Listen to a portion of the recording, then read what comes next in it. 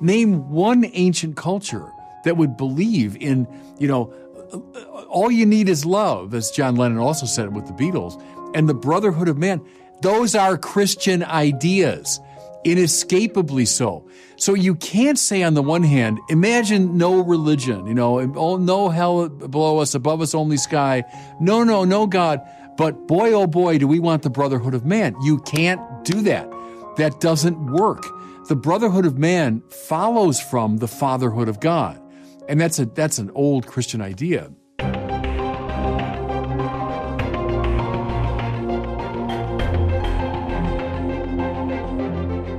Welcome back to the Word on Fire show. I'm Brandon Vaught, the host and the senior publishing director at Word on Fire. How did the so-called new atheism rise so quickly in the early 2000s? What made people like Richard Dawkins and Christopher Hitchens so popular and effective? And how did this new atheist movement decline and end almost as quickly over the past few years?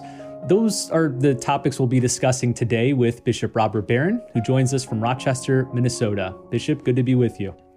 Hey, Brandon, good morning to you.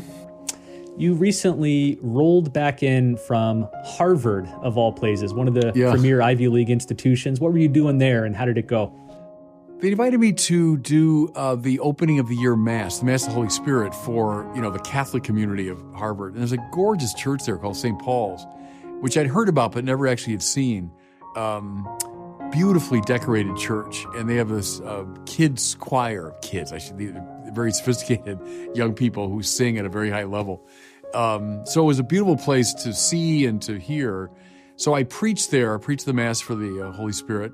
And then that afternoon I went to, it's called Memorial Church. It's the main sort of classically Protestant church at the heart of Harvard Yard. And about 1,000 people, they say, gathered there, jammed that church. And I gave a talk on the Catholic intellectual tradition. So it was just a joy. I loved that day. It was a busy day and a very full day. Saw the dorm where both FDR and JFK were students. Saw the room where Mark Zuckerberg was when he was at Harvard. The chapel still standing where the young John Adams would have worshipped. So it's a beautiful place to go. I've been to Harvard a couple times, but it was my most thorough kind of immersion in it.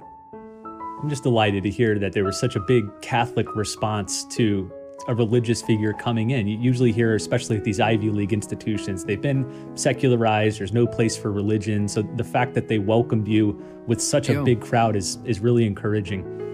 It was to me. Well, today I want to start by really recommending and then discussing this brand new book. It's by a friend of ours named Justin Brierley. He is the longtime host of the Unbelievable radio show in the UK, which you've been on before, I think a couple times.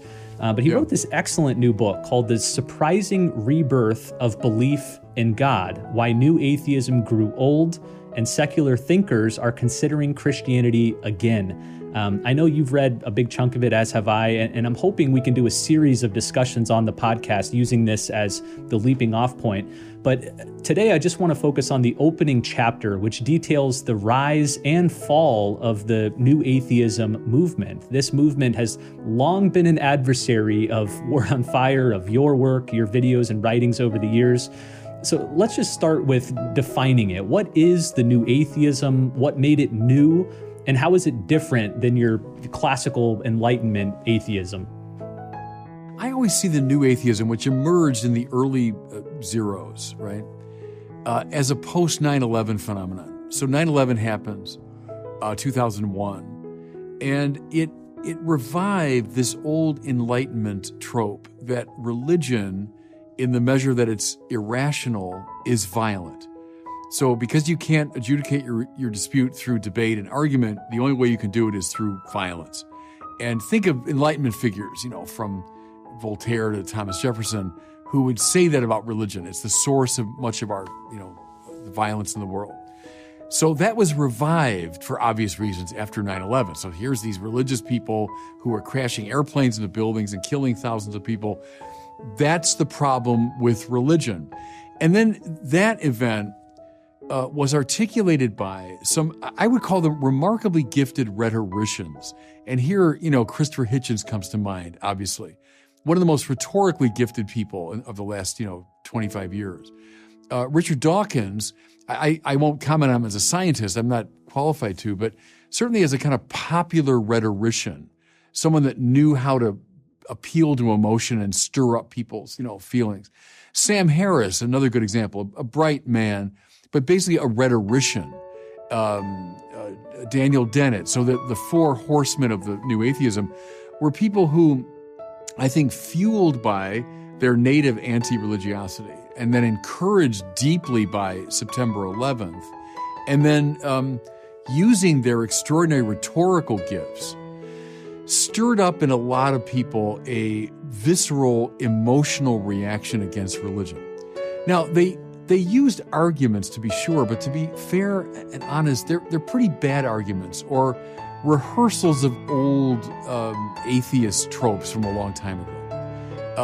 What was new about them, it seems to me, was their nastiness and the sort of naked appeal to emotion and stirring up people's visceral anti-religiosity. That was what was new about it, seems to me. Not the arguments as such, which are actually rather old and tired. I'll say this, our ministry, I think my Word on Fire ministry really begins at that same time, right around the year 2000. I started doing internet work, 2006, 2007, right at the time when the New Atheists were very much in vogue. And so I confronted right away armies of young people that had been evangelized by the New Atheists. And, I see it now maybe as it's an expression of the divine providence that our work commenced right when there was this enormous animosity toward religion. But to answer your question, I think that's what was new about them was post-September 11th, the kind of nasty, provocative, rhetorical style of these authors, and the fact that they did influence large swaths of young people. I know a lot of commentators look at the rise of the New Atheism and ask themselves, why did it arise when and where it did? And you've hinted at one of the major causes, the 9/11 attacks. In his book, Justin Brierley looks at two other contributing causes. One was the rising culture war dialogue around religion and science, particularly debates about evolution curriculum in America. And then thirdly, the rise of the internet and social media. Talk about those latter two, the faith and science, internet, social media. How did these fuel the New Atheism? Well, the social media thing, and we've talked a lot about this, has a positive side and a negative side. Negatively, how views can sweep through entire populations, very quickly. And because of the nature of social media, they tend to be rather superficial. So people making comments and a quick reaction and largely emotional response. And I came across that, Brandon, early on when I do a video talking about God. And then I'd be met with these we call them trolls now, I suppose, but met with this, visceral, deeply emotional kind of reaction. And I was frankly surprised by that. Naively, I see now. But, I was expecting Bertrand Russell level engagement, serious counter arguments. But I met with this wave of largely emotionally driven superficiality. That was a product of social media, I think, for sure. And that contributed to the New Atheist wave. The science thing, yeah, absolutely. I mean, I've been talking about that for years. When I say we, religious people, we dropped the ball on that, I think. We allowed that conversation to be taken over by evangelists for a scientism and a materialism. And that was a huge problem. As I've said a million times, we religious people have nothing against the sciences. What we do stand against is the philosophical perspective of scientism or materialism that says reality is simply coextensive with what can be seen and measured, empirically. Well, that's a highly controversial philosophical position to take, and one that is very hard actually to justify. But we did allow the conversation, I think, to get hijacked and co-opted by those who were coming from that perspective. And what they did is they made religion seem then silly and primitive and pre-scientific and mythological. And that was, of course, used by all the New Atheists. Dawkins was a scientist, Dennett's a scientist, Sam Harris is like a neurologist, right? He's a brain. Hitchens is a journalist, but the other three were scientists, and they use that. I'd call it deeply mistaken view. That materialism is simply self-evident because of what the sciences have discovered. So you uploaded your first YouTube video in 2007, which, as you noted earlier, was right in the sweet spot of when this new atheism was arising. Yeah. In fact, from 2006 to 2008, the bookend years, all four of these new atheist horsemen released best-selling books denouncing God. So Richard Dawkins, The God Delusion; Christopher Hitchens, God is Not Great, How Religion Poisons Everything; Sam Harris, Letter to a Christian Nation; and Daniel Dennett, Breaking the Spell, Religion as Natural Phenomenon. Each of these books sold hundreds of thousands, in some cases millions of copies, massively popular, especially among young people. I remember I was in college at this time, seeing so many college kids in the library, on campus with these books. Why do you think young people responded so eagerly to these new atheist materials? Because of I'll be judgmental here, but the superficiality and the very highly rhetorical style of these books. So that will appeal to someone who doesn't have a real critical edge, hasn't considered these questions deeply. You read, like Dawkins or Hitchens, for example, both, bright men to be sure, but their characterization of religion was just absolutely a straw man. It betrayed zero sense of a sophisticated approach to the Bible or to theological questions. But they were so rhetorically gifted that a lot of young people were swept up in it. Secondly, and this is as old as Adam and Eve. What I mean is, there's always a kind of resentment against religion because religion speaks of God and God's demand. Well, at some deep level, all of us sinners, we don't want that. We don't want God making demands on us. We don't want God telling us how we should live. We don't want a very objective moral norm hovering in front of us. I'd rather live my life on my own terms. So someone comes along and in a at least rhetorically persuasive way says, there is no God. Religion's all nonsense. There is no God. Well, there's a kind of permanently adolescent side of me that will always say, hey, great. Now I can live the way I want to live. I think there was a lot of that too in the popularity of these figures. So the New Atheists had a heyday for about a decade. It wasn't until the early to mid 2010s that you begin to see the New Atheism dwindle and then ultimately, I think it's safe to say, fall apart.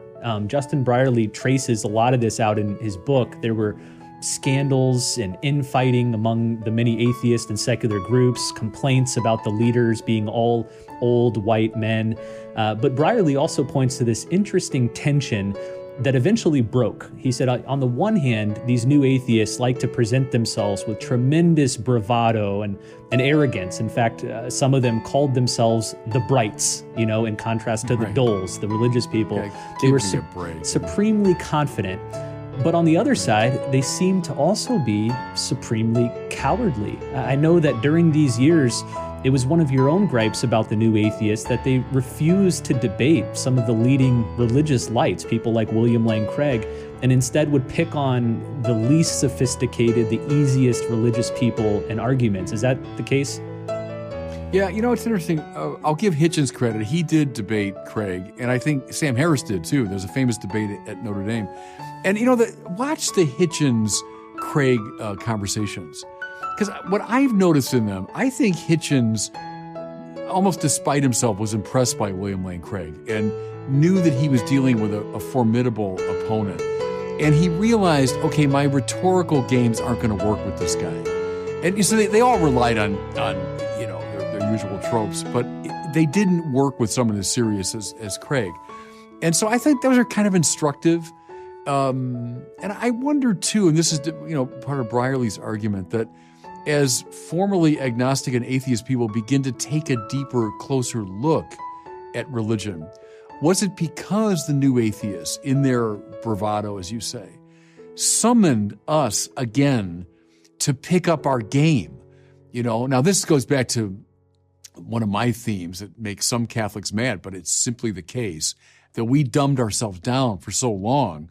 We dropped all those tools, all those weapons, which I don't hesitate to call them, the weapons that we can use to fight off those who are trying to attack us. And in the measure that we left all that to the side, we were defenseless. When these superficial attacks were coming at us, we weren't able to defend ourselves.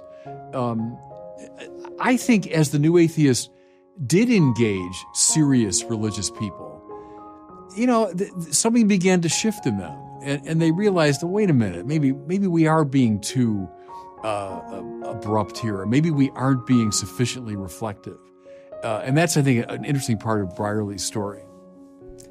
Brierly seems to agree with you. In fact, he provocatively says at one point, "I thank God for Richard Dawkins. Our harshest critics are often the ones who help us to grow the most." He says, "New atheism has revitalized the intellectual tradition of the Christian church in the West." Would you agree with that? Yeah, right. Certainly at the apologetic level. And I press it too, Brandon, because I would say to theologians operating at a very high level, university theologians, that they lost their connection to the living church and the connection to apologetics. Go back to Thomas Aquinas, who was a theologian at the very highest level of speculative systematic theology. At the same time, and because of the first, he's also a great apologist. I think we drove a wedge between apologetics and high speculative theology, where our best university people didn't engage these attacks on the church at all, it seems to me. Craig is the great counterexample. So I think that's a good development from it, that we need to reintegrate our high university speculative theology and on-the-ground apologetics. I want Jean-Luc Marion and David Tracy and those people in the front lines of apologetics, and not just entertaining the highest, most abstract questions. So I think in all those ways, it has awakened us, yeah. If I can mention just one more reason that Brierly gives for the collapse of the New Atheism, he notes that it's essentially parasitic, that it has nothing positive to offer, that at the end of the day, it failed to satisfy the longings of its adherents. Let me read you a couple paragraphs that he wrote. He said, "Many people had turned to the New Atheism for its promise of a brighter, more rational, and more scientific future. They believed it held the key to human flourishing. Just as the secular anthem Imagine had envisioned a world without religion, heaven, or hell, it was only reasonable to suppose that the song's utopian brotherhood of man would naturally follow. Yet, despite John Lennon claiming it was easy if you try, it turned out to be quite complicated. What could a movement that was built on tearing down God erect in his place? Science was the obvious alternative. Surely that was an objective truth to which all people could aspire. But science turned out to be a poor substitute for a savior. Science can tell you how the universe arose, but not why it is there. It cannot purchase a meaningful existence." I think he's getting on a really key insight that the New Atheism was really effective at causing people to doubt God's existence and the goodness of religion, but very bad at providing any satisfying alternative. Yeah. Would you agree? No, quite right.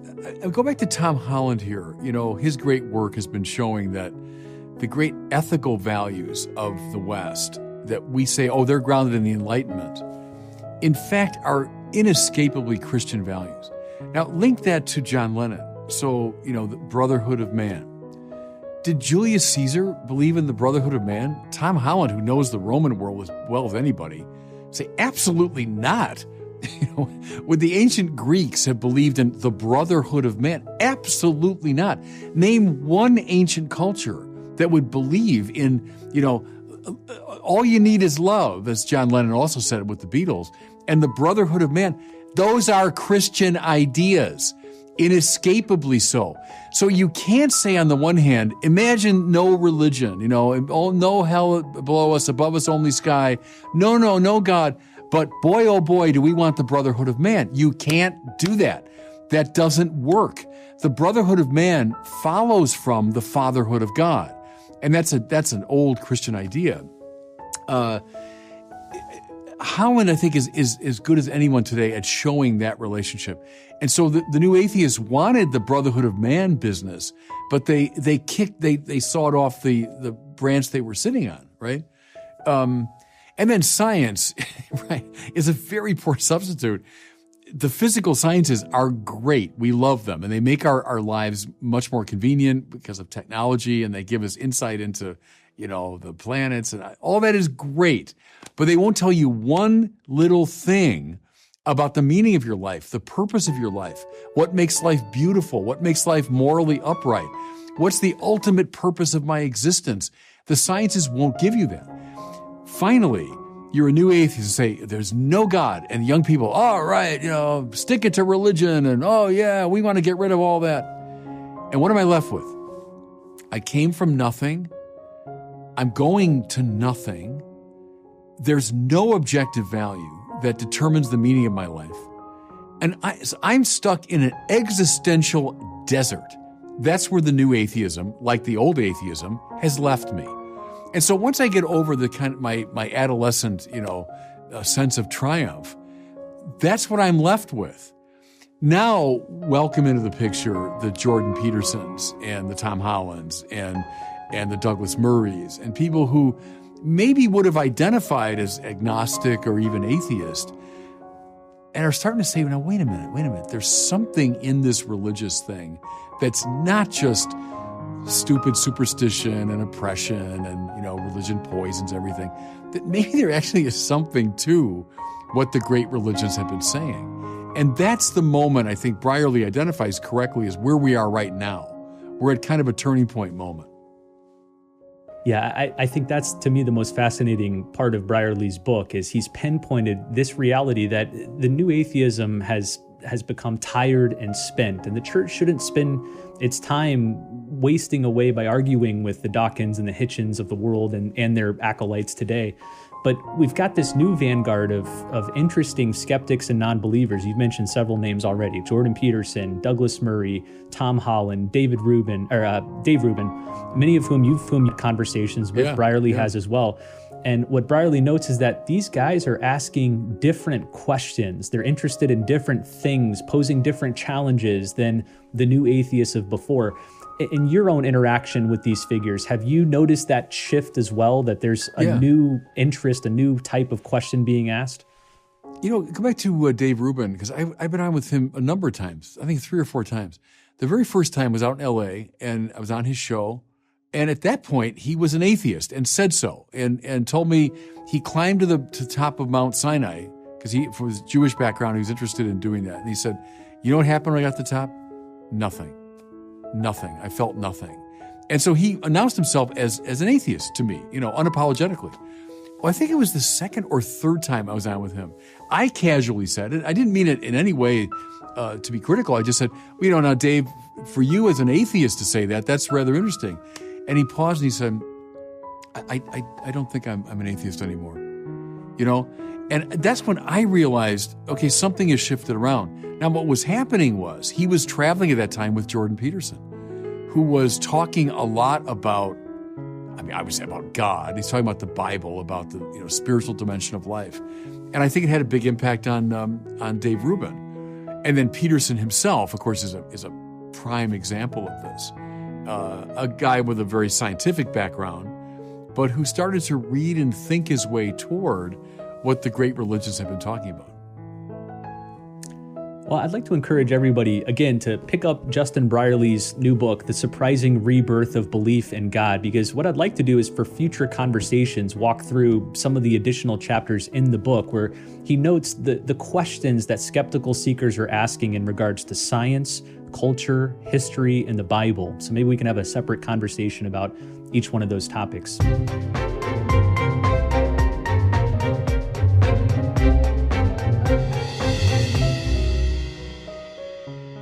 Well, it's time now for our listener question. If you have a question that you'd like to ask Bishop Barron on this show, you can send it in to us at the website askbishopbarron.com.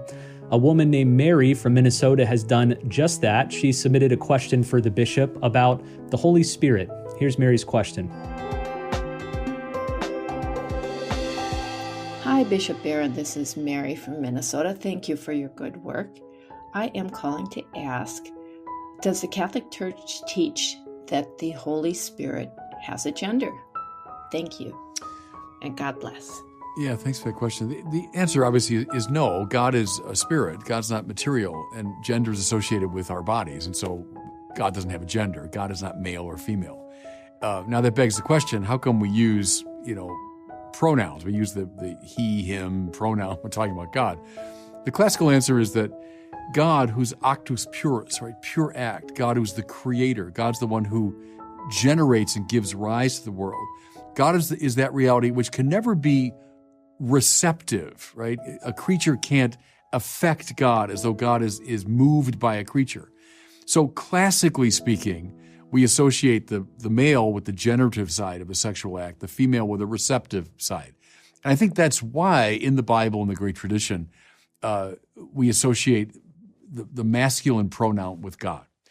Now, to say that is by no means to imply that we can't use metaphors for God that are more feminine. So the Bible indeed talks about God in a more maternal way and as a hen and so on, and nursing with delight at her breasts and this sort of thing. Fine. I think we can say God is like a woman. God is like a mother, because God is beyond anything creaturely. So we reach for all sorts of metaphors to describe God. And so it's to use the masculine pronouns about God is by no means to be anti-woman or to say that, men we're deifying the male gender and all that stuff. That's not the case at all. But I would say, strictly speaking, no person of the Trinity has a gender because God is beyond the physical. Well, thanks, Mary, for that question.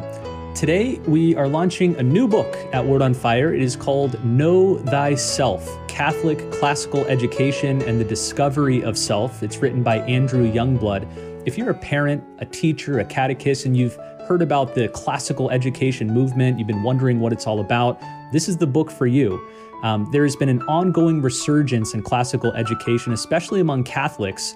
And this classical model, which is rooted in the Socratic method, is flourishing. Classical Catholic schools are sprouting up everywhere, but it also has its detractors. Some parents and teachers worry that it's impractical, outdated, or worse, judgmental. In this book, Andrew Youngblood, who is an educator with decades of experience in classical learning as both a student and a teacher, introduces readers to this exciting educational alternative and its intellectual and spiritual benefits through brief vignettes, personal anecdotes from students and teachers, and examples from the classroom. Know Thyself makes a positive case for an education journey that teaches students to see themselves through God's eyes and truly know themselves as they are called to be. Again, the book is called Know Thyself, Catholic Classical Education and the Discovery of Self by Andrew Youngblood. I'll include a link in the show notes. Well, thanks so much for watching and listening. We'll see you next time on the Word on Fire show.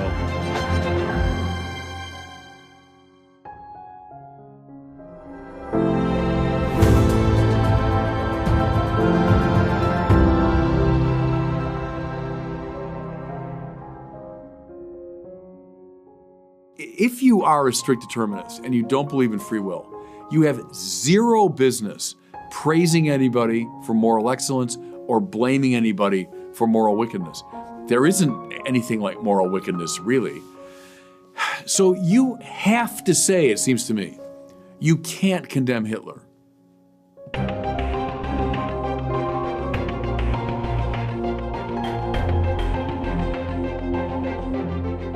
Welcome back to the Word on Fire show. I'm Brandon Vaught, the host and the senior publishing director at Word on Fire. Can everything in the world be reduced to atoms bumping against each other and chemical reactions in our brains? Or is there something more to reality than its material elements? Well, a new book argues that there is more, and that's what we'll be discussing today with Bishop Barron, who joins us from Rochester. Bishop, good to see you. Hey, Brandon. Always a joy to see you. I was just with you for the last 3 days. I got home last night, but we were in Rochester, your diocese there, for an extraordinary conference called the New Ressourcement Conference, which Word on Fire Academic hosted. Tell us about that. We're launching a new journal called the New Ressourcement. And people that have followed me know that as you survey the different theological movements over the past many years, I kind of tend in this direction of what's called classically the ressourcement, or the going back to the sources movement. Think of de Lubac, think of Danielu, think of Balthasar, think of Ratzinger, think of Wojtyła, all those people from the mid-20th century who impacted Vatican II in a big way. Think of the Catechism of 92 as very much influenced by the ressourcement. Sometimes called the Nouvelle Théologie, the new theology. It was new back in the 50s, Well, I think what's needful today is a kind of new ressourcement. It's a revisiting of that movement, but now in a fresh way, addressing particular issues we have today. So we launched the journal in a lovely way by having a conference up here with, I think, some of the very best people writing today in Catholic theology. We had, a 3 or 2.5 day conference. I gave a keynote at the beginning, despite my hoarse voice from the trip to Rome, talking about what I mean by a new ressourcement. And then there were just a whole slew of papers that were really good, and I was able to take in a lot of it. I was still trying to run my diocese, but I was able to get over for a number of the talks. So it was a great joy. Big thanks to Jason Payon, the editor of Word on Fire Academic, Rachel and Jason Bullman, who helped coordinate it, and Doug Cummins and our excellent production team helped put it on. Mary Emily as well helped with the logistics. So big success. We'll have a lot coming from that conference soon. Videos of the talks, the talks themselves will be published in the initial issues of the new Ressourcement Journal, which will debut in 2024. So look forward to that. Well, today, Bishop, let's wrap up our discussion on Justin Brierley's new book, which I'm just a huge fan of. I encourage people to pick it up. It's called The Surprising Rebirth of Belief in God: Why New Atheism Grew Old and Secular Thinkers Are Considering Christianity Again. Today, we're going to focus on one of the final chapters titled Mind, Meaning, and the Materialists, which compares two dominant ways that people view the world today. On the one hand, you have materialism, which maintains that the natural world is all that there is and everything can ultimately be explained in terms of physical stuff, and Christianity, which sees a transcendent God behind and above our material world, and a God who imbues it with purpose and meaning. So let's start with materialism. Brierley claims that materialism is the background assumption that most people in the West live by today, that nature is a machine and that we're insignificant cogs within it, that there's no ultimate value to the choices we make, that we are simply being herded along by a vast, undirected, uncaring universe. Would you agree that this is the default view among most people today? And either way, what's the problem with materialism? Well, first, I think, yes, for a lot of young people, it is. And I've called it scientism, right? Which is not the view that science is a good thing. We all hold to that. Scientism is the view that reality can be reduced to what the sciences can investigate. So, and I think that's born of the great success of the sciences. People legitimately say, scientists are great. Look what they've given us, the technology. Look at their accuracy, how they predicted things and how they've helped us with our health. And so we're so impressed by the sciences that we take that extra step, which is really an illogical step, to say, well, therefore, that's all there is to reality. Science has an exhaustive command of reality. So I do think, indeed, it's a default position of a lot of people. And if the scientists can't talk about it, well, then it's just old nonsense. It's old pre-scientific superstition, right? So then religion gets swept away. But they often don't realize, you start making that move, it's not just religion gets swept away. It's like almost everything else we hold to be valuable gets swept away. How about ethics?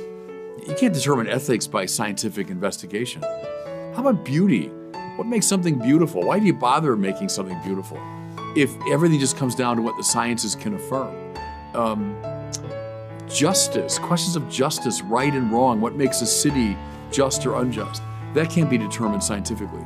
So the trouble with the scientism is it ends up brushing aside much of what makes life wonderful. That's the first thing, by the way, that's wrong with it. But the second more fundamental thing is it's a contradictory view. When I was a young philosophy student, we all read A.J. Ayer, who was the father of what's called logical positivism. That's the view that only things that can be verified empirically are meaningful. So you make a statement like, I'm sitting here in the Word on Fire studio. Well, that's a meaningful statement because I can empirically verify it or falsify it. Or there were, so many people at our Word on Fire conference last week. Well, that's a meaningful statement because I can verify it empirically. Things like, that's not the right thing to do. Or, no, I think that city is unjust. Or God said something. Those aren't so much wrong as meaningless statements for the logical positivists. They're just, it's like gobbledygook because they can't be verified empirically. Okay, what's the problem? The problem is, where do you empirically verify the principle that only empirically verifiable things are true? I'll wait for my answer because obviously you can't. There's an operational self-contradiction in saying all that's meaningful are empirically verifiable statements. That's not an empirically verifiable statement. And there's a similar problem, Brandon, always with forms of radical materialism. Because the very act of making that statement moves you beyond a purely materialistic view. If I say all reality is reducible to the material, well, I've just made a philosophical statement, which cannot be verified empirically or with reference to the material world. So in denying there's something beyond the material, I've affirmed there's something beyond the material. That's the operational contradiction involved in forms of radical materialism. A very closely related view to materialism is determinism, sometimes described as the stepchild of materialism.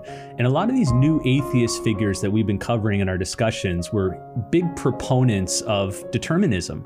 Determinism holds that everything that is happening in the world is completely determined by previous existing causes. So this implies that free will is an illusion, that we're not really free to think or to act as we choose. Everything we do or believe is determined by outside factors. As a Catholic, you obviously reject determinism. You believe in free will. But why? What's troubling about determinism? Well, a lot of things. It's born of a kind of Newtonian version of this materialism. So some of the Newtonians would have said, take any object in the universe, give me its position, give me its speed, give me certain factors. I will tell you infallibly where that thing's going to be in 10,000 years, right? So, within a sort of materialist Newtonian view of things, determinism seems to hold sway. One problem, Brandon, is that it's so scientifically dated, that stuff. Newton, we're talking about 18th century, but the quantum people today, read someone like John Polkinghorne, who keeps pressing this point, that the quantum world is a much more open-ended world than the one Newton gave us. And even if you want to look at it just materialistically, the quantum world leaves so much room for indeterminacy and for possibility and probability and so on. It seems to open up these cracks into which something like indeterminism or something like freedom or even God's intervention could be understood. So in a way, it's bad science. But here's another perspective. If you are a strict determinist and you don't believe in free will, you have zero business praising anybody for moral excellence or blaming anybody for moral wickedness. There isn't anything like moral wickedness, really. So you have to say, it seems to me, you can't condemn Hitler. You can't. If you're a strict determinist, there's no free will. Hitler's just this poor guy that was determined from the time he was born to act the way he did. You can't praise Mother Teresa. You can't praise any, let's say you're not even a religious person, but pick a hero of yours that you really admire. You can't praise that person. You shouldn't. It's a category error. Well, that's just so deeply counterintuitive, right? Our instinct is that, no, of course, moral praise and blame can and should be assigned. So there's kind of a, I think, dated science problem with it. And then there's this repugnance we have to the view that I can't morally blame or morally praise. In his book, Justin Brierley traces a lot of these prominent materialists and determinists, a group that overlaps with the new atheists we've been discussing. But then he shows how, interestingly, a lot of high-level thinkers have recently changed course and have abandoned materialism. This includes the psychiatrist Ian McGilchrist, the philosopher Thomas Nagel, and the novelist Philip Pullman. Now, none of those men are now religious, but they've each recognized that materialism fails to account for many facts of the world. And I want to talk about some of these facts with you. One of them is consciousness. That was a big one for a lot of these figures. Consciousness seemed to be what undercut their materialism. What is consciousness, and why does it present a problem for materialists? Call it a reflexive self-awareness of both inner and outer states might be a definition of consciousness. We all experience it, right? Refer to it very readily, but you might characterize it that way. But here's the thing, Brandon, about consciousness, which is, it's very interesting. It's a very old problem. If all we've got going on in the mind are just atoms buzzing around or just states, chemical and physical states within the brain, things like judgment, I don't mean moral judgment so much here, but intellectual judgment, can't be made sense of. When someone makes a judgment, you're considering a variety of scenarios. You're trying to explain something. You say, well, here's scenario A, B, C, D. I've considered them, and now I've made a judgment, a determination that I think that one is most correct. That one's in line with reality. There has to be something in your mind that transcends these merely physical states if you're able to make a judgment in regard to them. Secondly, there has to be a freedom in regard to that judgment. If I'm just determined, I have to decide that's the right scenario, well then why would I have confidence that I've made a correct judgment? But if I have a certain freedom vis-a-vis these various scenarios, and I say freely, having looked at the evidence, I say that's the right one, now I'm in possession of a real act of consciousness. I've made a real rational judgment. And I can say, this really is my opinion on the matter. It's hard to make sense of that move unless we can find some distance between the merely physical scenarios under consideration and this one who makes the judgment, this conscious self that makes the judgment. Aquinas wouldn't play it exactly that way. Aquinas would put a great stress on the mind's capacity for pure intellection. So the mind takes in the physical world through the senses. These hands and these eyes, which are just extensions of the body, right, out into the world. So it takes in the data of the senses. But then the mind is capable of abstracting from sense data what he would call form or intelligible pattern. So when I say, looking at you, I say, well, Brandon is a human being, and he has his humanity in common with lots of other human beings that I could name. What's the mind done there? It's not simply seeing you or seeing other human beings. It's abstracted from what Thomas calls the phantasm. That means the memory of a perception. It's abstracted from that phantasm an intelligible pattern. Now, the intelligible pattern cannot be reduced to matter. If it could, well, then it wouldn't apply to all these different instances. If I identify you with humanity, well, then that's all I'm going to see. You're in the fullness of humanity. What I've done is I've abstracted from my experience of you and a variety of others this pure, intelligible pattern. That's not material. Think when this strikes me as interesting because we do it all the time, is you're moving through your day and you're reading signs, traffic signs, or there's something on your computer, or none of those letters, all those letters A or L or M that you see, none of them is in the same physical configuration. They're all different fonts, we would say, different colors, different sizes, different styles, right? The M I might see on a traffic sign, the M I would see on my computer screen, the M I would see in the newspaper. They're all different, but yet, weirdly, because I couldn't read otherwise, I recognize an intelligible pattern that I call the letter M. But that pattern is not any of those particular M's, right? It's a pure intelligible pattern. The mind is able to entertain and hold on to those.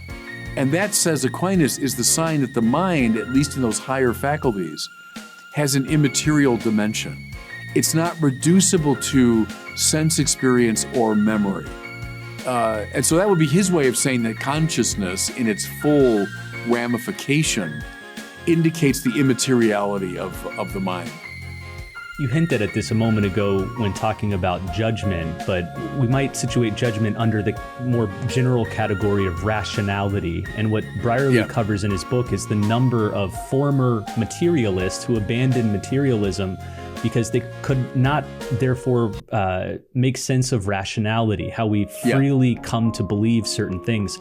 He gives this famous quote from C.S. Lewis. C.S. Lewis himself, who was a materialist and then became a Christian later on. Lewis says, "Suppose there was no intelligence behind the universe, no creative mind. In that case, nobody designed my brain for the purpose of thinking. It is merely that when the atoms inside of my skull happen, for physical or chemical reasons, to arrange themselves in a certain way, this gives me, as a byproduct, the sensation that I call thought. But if so, how can I trust my own thinking to be true? It's like upsetting a milk jug and hoping that the way it splashes itself will give you a map of London. But if I can't trust my own thinking," he says, "of course I can't trust the arguments that lead to atheism, and therefore I have no reason to be an atheist or anything else. Unless I believe in God, I cannot believe in thought. So I can never use thought or rationality to disbelieve in God." What do you make of that line of reasoning? Well, there's a lot there. And as you know, there's a whole literature around that argument that Lewis kind of sums up a lot that came before him. And in his typical verve, he sums that up. And there's been a lot of debate since then. Elizabeth Anscombe, the famous Catholic moral philosopher, super smart lady, went to the Socratic Club when Lewis laid out a version of that argument, and she took issue with it, And some say it had a big impact on Lewis, others say it really didn't, but she took issue with it. What would I say? I think there's something right if by rationality, as he's pursuing it there, you mean these higher Thomistic moves that I was just referencing. I'm not sure, because I think a materialist might say in answer to that, the brain is not just random firings of atoms, but rather it's this developed organ that has evolved through the evolutionary demands of time and space and all that into being an organ capable of discerning and responding to the real world. Now, in its higher functions, I think the Lewis argument holds more water. If you get to the higher forms of rationality that involve real abstraction and involve the real perception of intelligible patterns, I think that's much harder to explain through simple recourse to brain function. There's something qualitatively different going on in the mind when it does something like make a judgment or intuit an intelligible pattern. I think these higher realms that Lewis invokes, I think, are legitimately at play. Another difficulty for materialism that pops up among these new thinkers that Brierly covers is beauty, right up our alley here at Word on Fire. Brierly quotes a young Australian man named Robbie who abandoned his faith in college thanks to the new atheists. But then Robbie had a transcendent experience that he couldn't make sense of on materialism. He says, "I remember one occasion when I nearly lost my atheism simply while listening to a Beethoven symphony and watching the sunrise over Sydney Harbor. I couldn't understand how such an experience could be explained by a material world." What is it about beauty that suggests there's something more to this world than its physical components? Yeah, and a lot of people talk about that. Go back to Dietrich von Hildebrand, that the beautiful within this world, and Plato saw the same thing, the beautiful in this world opens us up to, it triggers an awareness of the source of beauty. Now, how come? We'll keep it anchored in what we've been talking about, intelligibility and form and so on. Because what is beauty? It's not just a sentiment like, oh, that's what a pretty sight that is. Think of Aquinas, right? Integritas consonantia claritas. That when you see something as one, well, that's a movement of a high rational function, to see something as one, as united. Consonantia is to see the play of parts, how the parts harmoniously make up a whole, right? But then maybe most intriguingly, claritas, and we say brightness would be a literal sense of it, but as all the commentators point out, what Thomas really means is the splendor of form. Having seen the form, I now see the splendor of the form.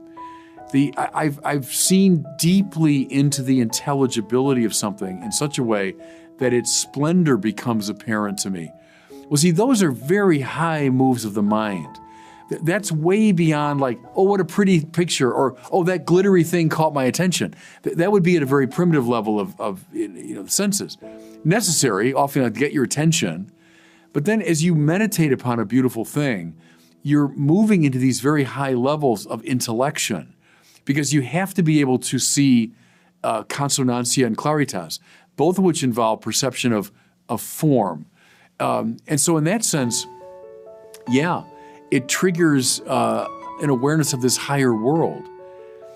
The form on display in this particular face or particular person or particular move in sports, right? What a beautiful golf swing that is, or what a beautiful fast break that was. What are you noticing but a splendor of form? Well, that means your mind's been engaged at a very high level, right? And then do the whole Platonic thing, where the splendor of form here below then leads us to a contemplation of the light in which all intelligibility appears. Read Lonergan now on that score. So that makes sense to me. And it's not just, what a pretty scene, I have nice feelings about it. See, that would be a way of reducing it to sentimentality. But when you see, as he mentions there, the sunset, or what was the other one? The Beethoven, right? That's what's happening, is your consciousness, your intellection is being engaged at a very high level. Well, finally, Brierly turns to the topic of meaning. He tells the story of several atheists who experience moments of transcendent meaning, whether it be through love or beauty, and they couldn't account for these experiences on materialism. One example he gives is our longtime friend Jennifer Fulwiler, who converted to Catholicism back in 2007 at the height of the new atheism.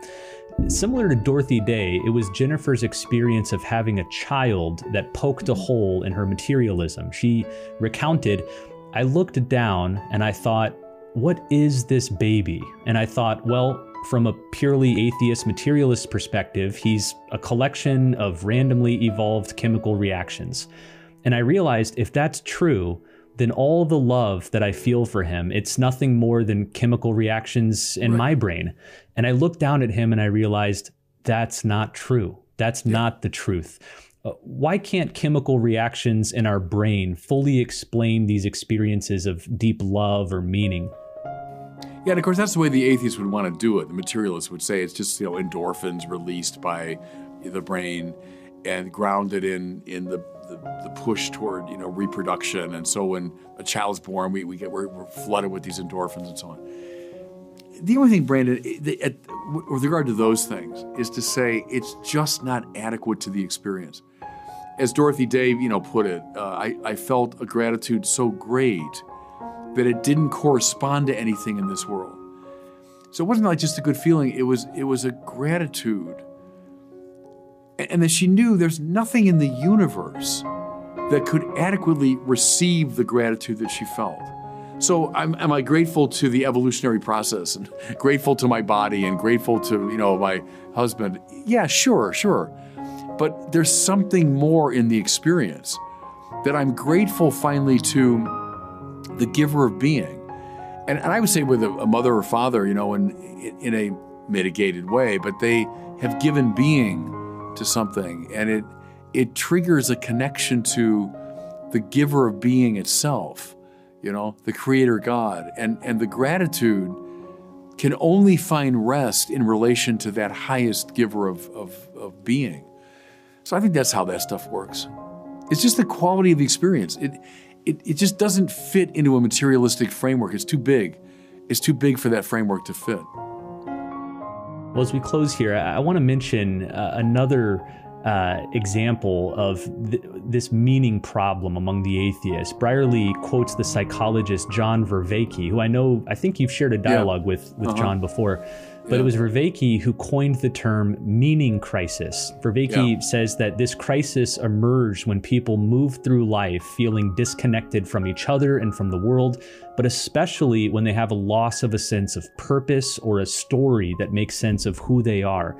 And Vervaeke sees a range of symptoms to this meaning crisis: the rise in suicide, even notably suicide independent of clinical depression, people not killing themselves because they're depressed, but for other reasons. Depression, anxiety disorders, the addiction crisis, the opioid crisis. Brierly argues that this meaning crisis is primarily explained by the materialist story that's winning the day in most people's minds and hearts. Would you agree with that assessment? Yeah, quite right. I come from nothing. I'm going to nothing. My life has no meaning. I'm just atoms bouncing around. And of course that's depressing. And it's repugnant to our deepest spiritual instincts.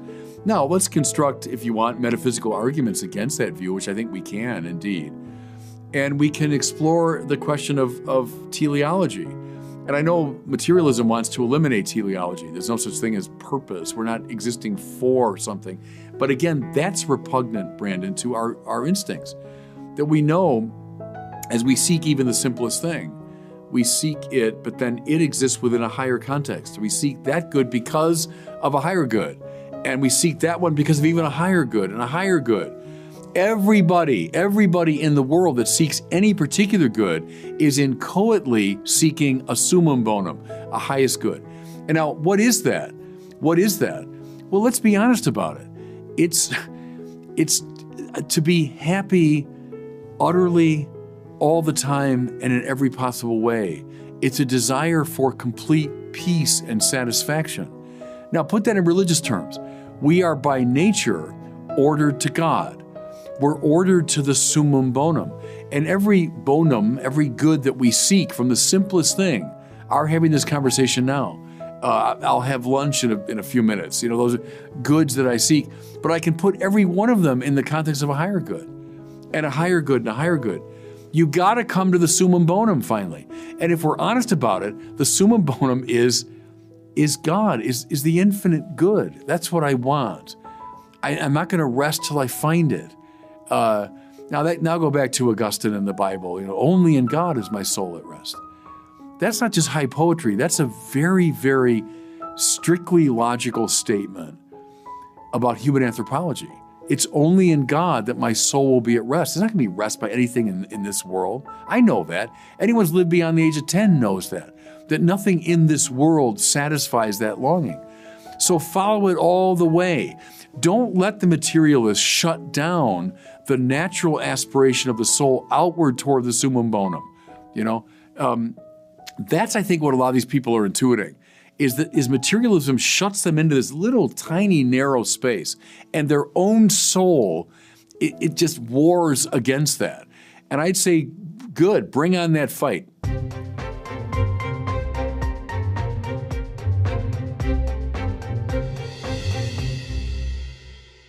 Well, it's time now for our question from one of our listeners. If you have one for Bishop Barron, you can record it and send it to us at the website askbishopbarron.com. Today we have one from Michael, who lives in Georgia. He's asking Bishop about contrition. Here's his question. My name is Michael, and I'm from Georgia.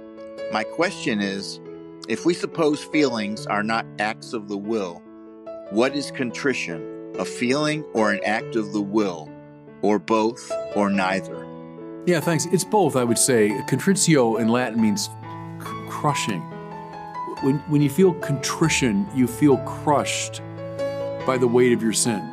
Does that have an affective dimension? Yeah, I think it does. I think when we've done something wrong and we know it, there's a negative feeling associated with that. But I'd also say it has this more cognitive dimension. When I know I've done something wrong and I'm crushed by the shame and the guilt and the responsibility of that. That's what you bring to confession. I don't think you have to worry so much about the feeling side. Feelings come and go. They may not be there. But the contrition, the sense of I'm crushed under the weight of my moral responsibility, yeah, bring that to confession. And that's what you, in the act of contrition, right, which you're kind of obliged in some form to say in confession, that's what it's meant to do. It's meant to call that explicitly to consciousness that, yes, I am under the weight of my responsibility. So I would say it's both. It can be both, but I put the weight on the cognitive dimension. Well, as we wrap up here, we are excited to share with you yet another new book from Word on Fire. This one's really cool and special. It's called Popcorn with the Pope, A Guide to the Vatican Film List, and it's by David Paul Baird, Andrew Petiprin, and Michael Ward. In 1995, which was exactly 100 years after the birth of cinema in Paris, a Vatican-appointed commission compiled a list of 45 significant films. It's come to be known as the Vatican Film List. The entries range widely from lighthearted favorites like The Wizard of Oz to challenging art house features such as The Seventh Seal. This list, which was released under Pope St. John Paul II, was an important milestone in the dialogue between the church and the wider culture, especially the arts. Yet, for many Catholics and cinephiles alike, it remains undiscovered or unclear. What was the list for, and why did the commission choose these particular movies? Well, in this groundbreaking study, the authors walk through the entire Vatican film list, and they show that its aim was not to serve as a best ever list of films, but rather to guide people in their appreciation of cinema as an artistic language and as a bearer of spiritual and moral messages. So pick up this book. Again, it's beautifully produced. It includes film stills, quotations, informed commentary, and much more. It's elevated, it's entertaining. Again, it's called Popcorn with the Pope. You can find it at the website wordonfire.org/popcorn. Well, thanks so much for watching and listening, and we'll see you next time on the Word on Fire show.